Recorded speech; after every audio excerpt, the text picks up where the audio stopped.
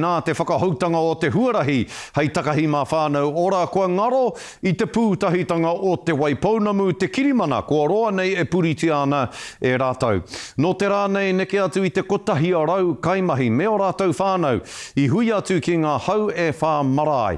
Ara ki te wāhi, i tīmata tuatahi mai ai a te pūtahitanga o te Waipounamu, te koutou ki mua nei.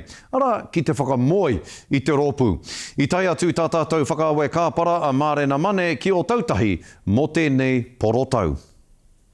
Iau e tūnei, kore tae te karu i te āhutango te ngaua mamai.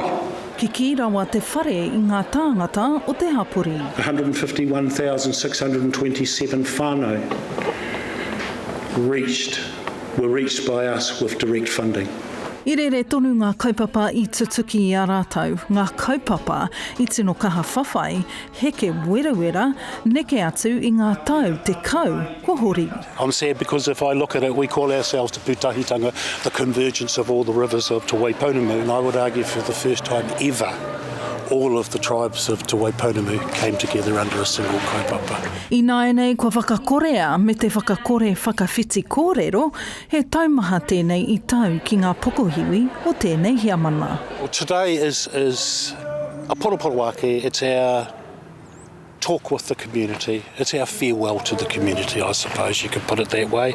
Hei tā te ururua ahu mai a whānau ora i tētahi pakanga tō rangapū, a ko ia me kahurangi Tariana Tūria me etahi atu i kawe kia tutuki. E hari te mei taka mai tēnei kaupapa no te rangi, kao!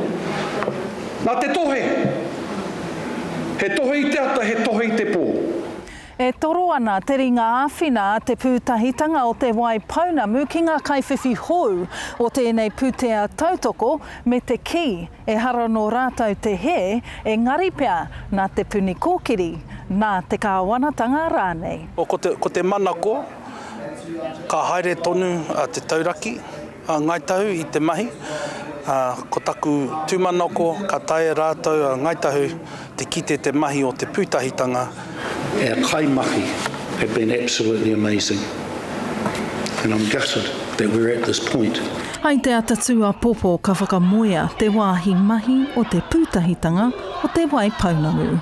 Mārena Mane, te karere.